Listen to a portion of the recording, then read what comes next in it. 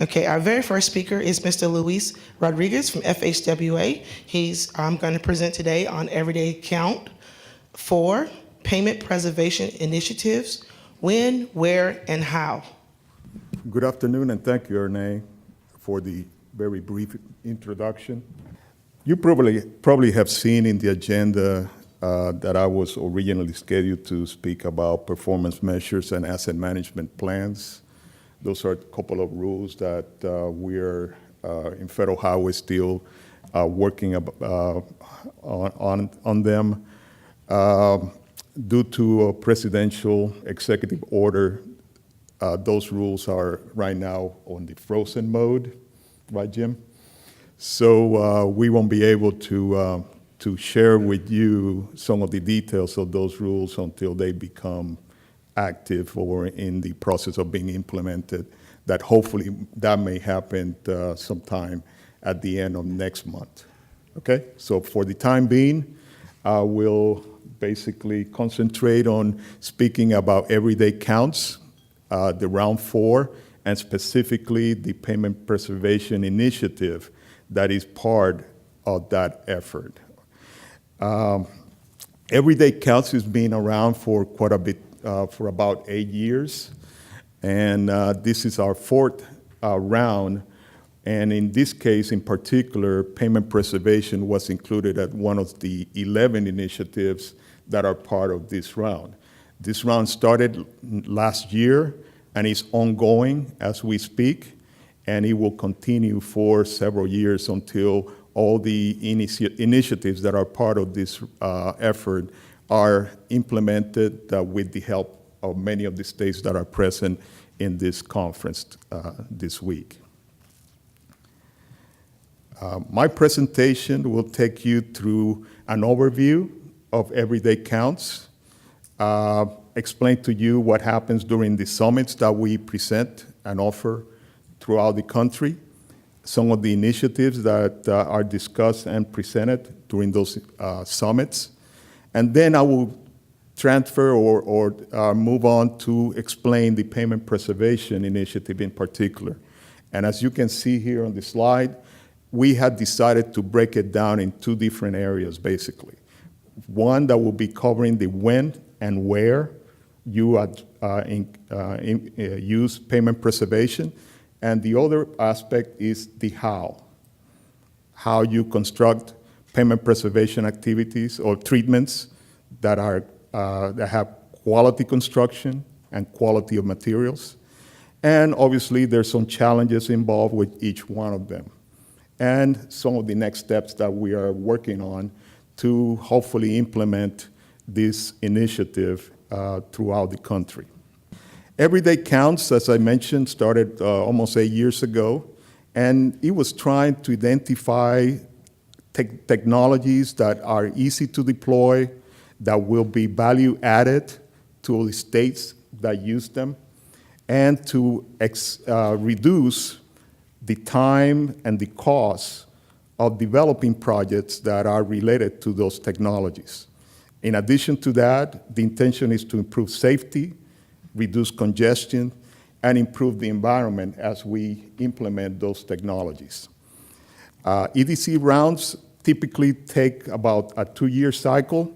In this one that we are in right now, as I mentioned, started last year, and hopefully will continue through the year 2018. And we have 11 initiatives in this particular round. As you can see here on the slide, obviously the one that I highlighted the most is the Payment Preservation Initiative. That is also related to all these other areas that you see on the screen that have a significant range in terms of the technologies and the subject of each one of them. When it comes to the planning process that we go through when we do EDC, obviously involve all the states that may be interested on using some of these technologies. We identify them, those technologies. We explain or describe the criteria that is involved for each one of them. And then we develop some summits that are conducted throughout the country where we explain each one of those technologies and we ask the states and try to find out which states may be interested on implementing and using some of them. The process also includes developing an implementation plan for each one of them and perform implementation activities that range from basically training all the way to actually applying some of this technology in the field. In the case of EDC 4, we conducted 9 summits. 2 of them were virtual summits, basically webinars, and 7 of them were summits in particular areas of the country where we gather several states at the same time. When it comes to the Southeast, basically the summit that we held in Orlando back in December of last year, the one in Baltimore and the one in Austin, Texas, may be the ones that your state was able to participate. And again, as part of those summits, all kind of technologies were showcased, and we basically asked the states that were interested on participating on some of them to join us on that effort. So that's kind of an overview of what EDC is all about, and specifically the 4th round of the EDC project or program. When it comes to payment preservation, as I mentioned earlier, basically we decided to break it down in 2 areas. The when and where, that is more related to identifying the proper treatment, what is the most cost-effective approach, what could be a way to explain and showcase the benefits of applying preservation as part of your overall highway program. More specifically, the approach is to look at network level way of managing the payments, dealing with payment management activities, looking at extending the life of the payments by applying different preservation treatments and preservation strategies, and expand the life cycle of those payments by using preservation as one of the main strategies that you may be able to use in your state. And obviously, there's some benefits that hopefully we'll be gaining throughout that effort, as it relates to cost effectiveness, enhanced safety, all kind of different things that are tying into that. Another thing that we want to showcase through the when and where aspect of this initiative is explaining why payment preservation is important and why preservation helps us maintain roads in good condition, or as we call it, the state of best repair or best repair, and also showcase that preservation may extend or be more cost-effective than other options that you may have in your toolbox, like maybe rehabilitation or reconstruction. One way to illustrate that is obviously showing a graph. And this graph, probably many of you have seen it many, many times before.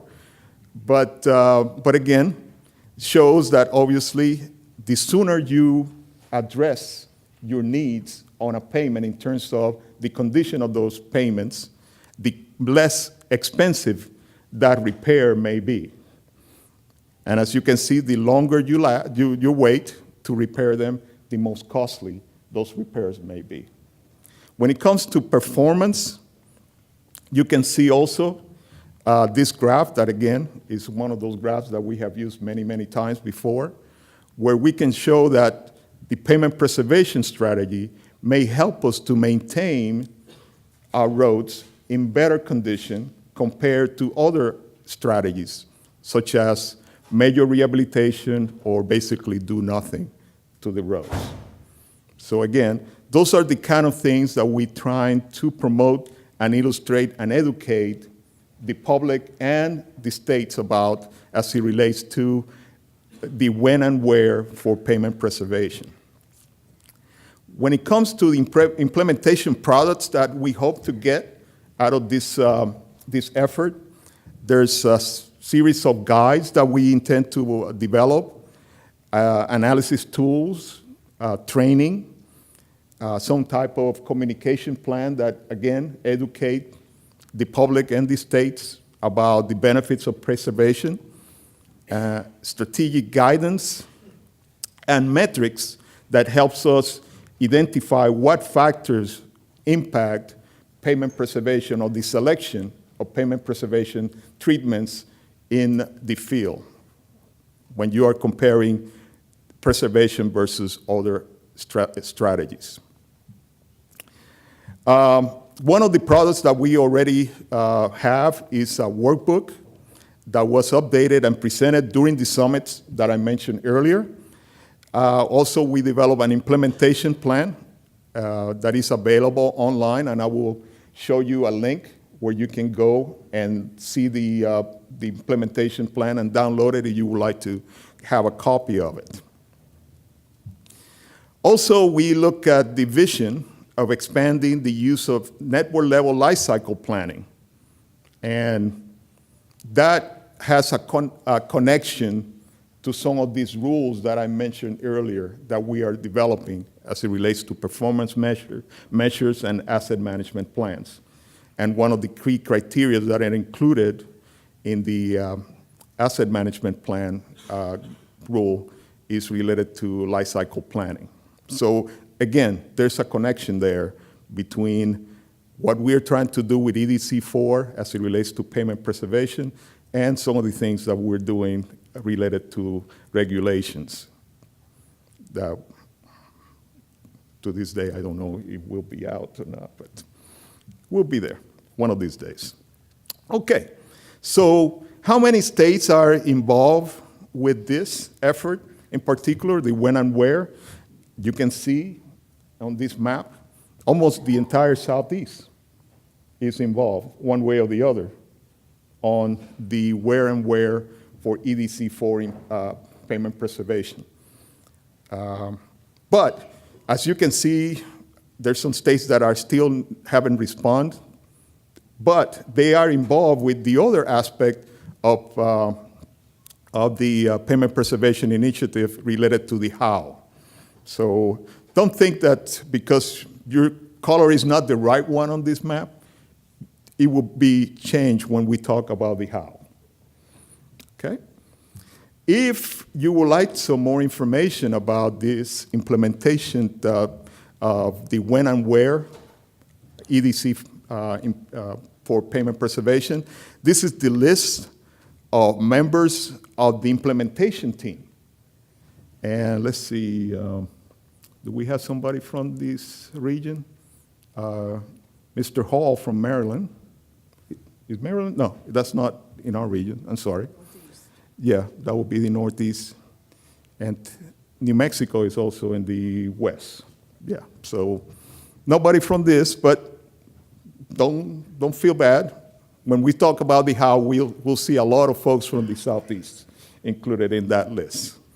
Okay, but you're welcome, and this presentation will be available to you, so you're welcome to contact any of the individuals that are listed here, and they will be happy to talk to you about this effort. Okay, moving on to the payment preservation how. And this particular aspect of this initiative involve promoting and applying the right treatment on the right road at the right time with quality construction and quality materials of pavement preservation treatments. Okay? So we're emphasizing quality construction and quality of the materials that are used as part of pavement preservation. There's a series of preservation treatments that are emphasized in this effort, or this part of the initiative. As you can see here, there's quite a bit of them. and cover flexible payments as well as rigid payments. So both aspects of our industry, I should call, are represented in this effort. There's a series of activities that are planned for the next couple of years, or actually this year and next year. Peer exchanges, update the payment preservation checklist, for those of you that are familiar with that, with those checklists. Develop web-based training for flexible and rigid payments. Develop best practices for technology briefings and additional communication tools that will be available for those of you interested in this particular area. When it comes to participation from the states, when it comes to concrete payment surfaces or rigid payments, as you can see, there's basically 6 states that are working on this effort, and each one of them are dealing with different techniques, different aspects of construction or preservation of concrete payments. When it comes to flexible payments, as you can see, there's basically 9 states that are involved with this part of the effort, including North Carolina, Kentucky, South Carolina, and Texas here in the Southeast. And there's several examples that are already available for some of the things that these states are doing. For example, South Carolina is very actively involved in contractor certification programs and things of that nature. And again, some of that information is already available for those of you that may be interested in learning more about them. Again, we also have an implementation team for the how aspect of this program. As you can see, there's several people from Federal Highways, several people from states and industry. Some of them are present right here in this room.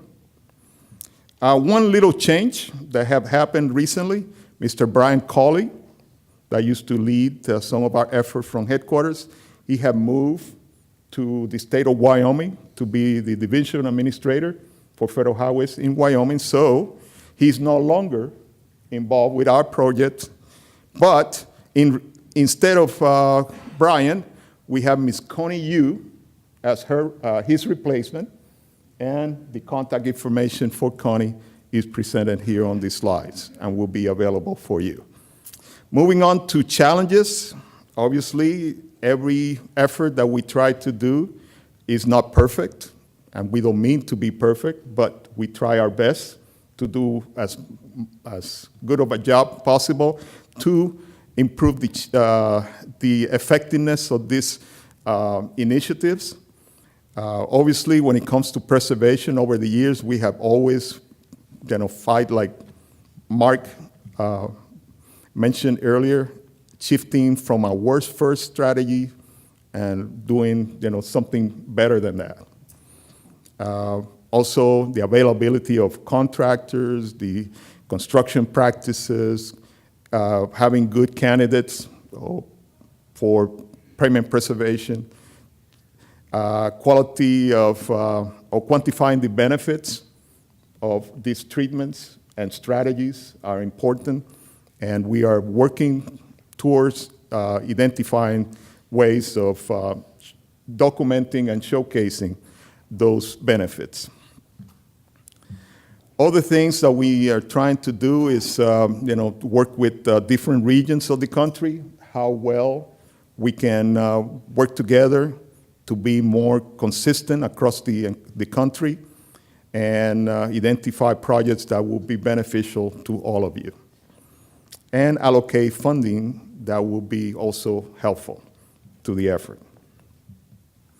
There's some other areas related to facilitate discussion and also next steps that we want to also mention to you.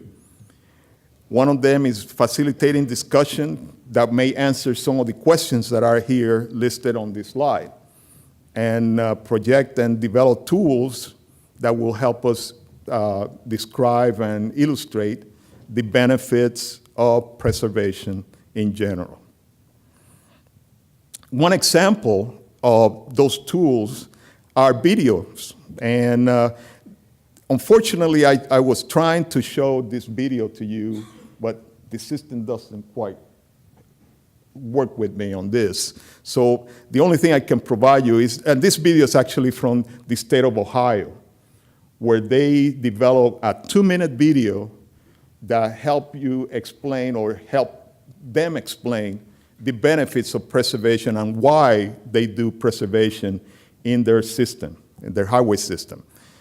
For those of you that may be interested on watching this honestly 2-minute video, feel welcome to look at this link or go to these links. Either one of them will work, and you will be able to see this, this short video about the benefits of pavement preservation. Okay, next steps. I encourage you to contact your EDC coordinator in the state. I honestly don't know the specifics on how to get in touch with them, but I will be happy to be kind of the intermediate person. So I will give you some contact information for me to contact me, and I will be happy to find, who is the EDC coordinator for your state.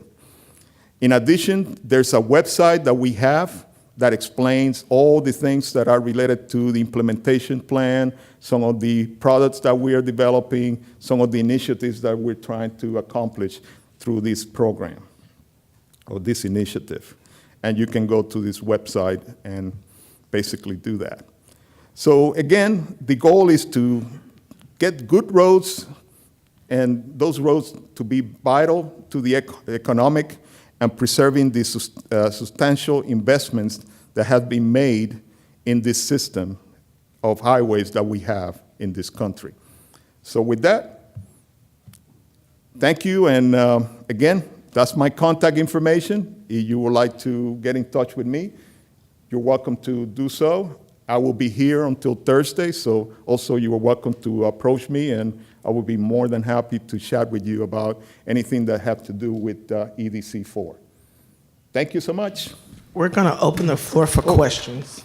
Oh, by the way, before I conclude this, I want to thank Judy Corley-Lay, Dr. Judy, for giving me the idea to present this to the audience here. We were struggling last week to come up with that replacement for my original presentation. So thank you, Judy. And thank yous to some of the staff that we have in our headquarters office, Mr. Thomas Ban and Mr. Antonio Nieves, that provided me with the information that I just shared with you. Okay, thank you. Thank you.